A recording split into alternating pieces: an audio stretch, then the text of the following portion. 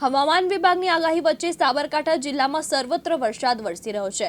જિલ્લા સહિત ઉપરવાસમાં વરસેલા વરસાદને લઈને ધરોઈ જળાશયમાંથી પાણી છોડવામાં આવ્યું હતું।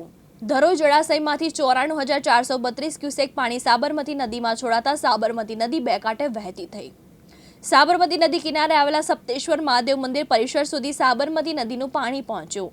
સાબરમતી નદીના પાણીના ભારે પ્રવાહને લઈને કાંઠા વિસ્તારના લોકોને એલર્ટ કરવામાં આવ્યા હતા।